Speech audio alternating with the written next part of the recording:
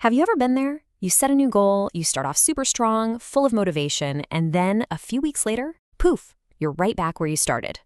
Whether it's a new diet, an exercise plan, or trying to stay off your phone, that feeling is, well, it's universal. But what if the problem isn't you? What if it's the strategy you're using? Today, we're going to dive into the actual science of what makes change stick for good. This quote absolutely nails it. See, real lasting change isn't about gritting your teeth and using sheer willpower. It's about understanding your own mind. To change what you do on the outside, you first have to get a handle on the operating system running on the inside. Okay, I'm willing to bet this chart looks painfully familiar to a lot of you. We start something new, we see amazing results, and for a little while we feel like we're on top of the world. But then, well, life happens, right? The initial hype fades, and 6 months down the line, we've often slid all the way back down. So there's actually a name for this. Behavioral scientists call it the triangular relapse pattern. And what's so important to get here is that this is not a personal failure.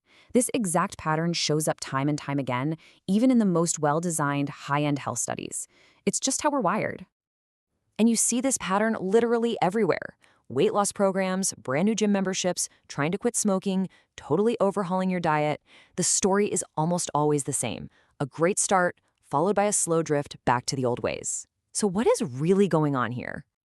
Well, here's the big secret. This whole fight isn't about having more willpower. Relying on willpower is like trying to hold a giant beach ball underwater. It's exhausting, and sooner or later, that thing is going to pop right back up to the surface. The real solution is to stop fighting and instead build a smarter system. And that whole system, it's built on habits. Now, scientifically, a habit isn't just something you do a lot. It's a very specific automatic link your brain forges between a context, a time, a place, a feeling, and a response. It's a mental shortcut that just runs on autopilot.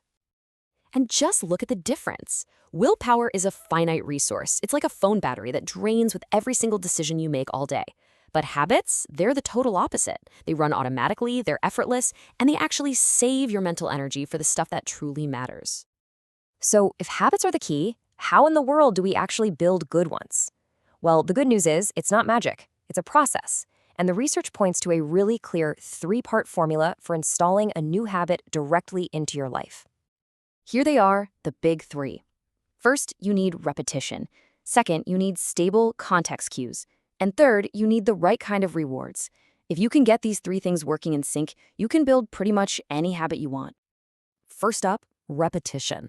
It is all about frequency. This is why so many successful programs you see out there, from digital detox challenges to new diet plans, are built around a 7-day cycle. That structure is designed specifically to force repetition and build that crucial momentum right from day one. Second, and honestly, this one's the secret weapon, context cues. The most powerful way to create a cue is a strategy called piggybacking. You simply anchor the new habit you want to build onto an old habit you already do without thinking. The old habit becomes the trigger for the new one. After I brush my teeth, I will floss. Before you know it, that connection is completely automatic. The cool part is you can consciously design these cues all around you. Making your bedroom a tech-free zone removes the cue to scroll endlessly at night. Presetting your coffee machine creates a powerful cue to wake up on time. These aren't just clever life hacks. They're about engineering your environment to do the heavy lifting for you. And finally, rewards. And here's where it gets really interesting. Predictable rewards are fine, but the research is crystal clear. Uncertain rewards are way more powerful for locking in a habit.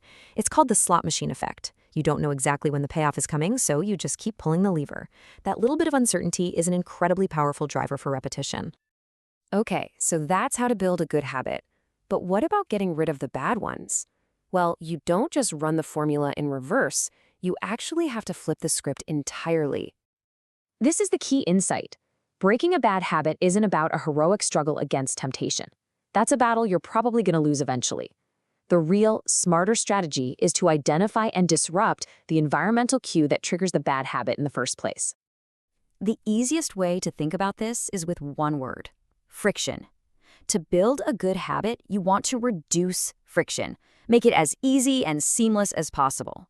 To break a bad habit, you do the exact opposite. You add friction. You make it harder, more annoying, and less convenient to do. So what does that actually look like? Well, deleting a distracting app from your home screen adds the friction of having to search for it. Moving your alarm clock all the way across the room adds the friction of having to physically get out of bed. And keeping junk food tucked away in a cupboard adds the friction of having to go find it. Each tiny layer of friction makes the bad habit just a little less likely to happen. You know, this also explains why big life changes, like moving to a new city or starting a new job, are such powerful moments for transformation. These events act like a massive cue disruption. They basically wipe the slate clean and give you this rare window of opportunity to build entirely new patterns from the ground up. Okay, let's pull all these threads together. We've covered a lot of ground, but it really all boils down to a pretty simple, actionable blueprint for designing your very own system for change. This right here, this is your cheat sheet.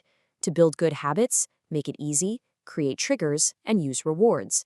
To break bad habits, make it hard, disrupt those triggers, and completely re-engineer your environment to support your goals. It's a huge shift from trying harder to designing smarter. And why are we even doing all of this? Look, the goal isn't to become some perfect, hyper-productive robot. It's about designing a system that gives you more freedom, more focus, and ultimately a better sense of that one thing we're all after: balance. So, I'll leave you with this one final thought. Forget about some massive, life-altering overhaul. Just think about tomorrow. What is the one single cue in your environment you could change right now to nudge yourself in the right direction? Because that small step, that's where real, lasting change always begins.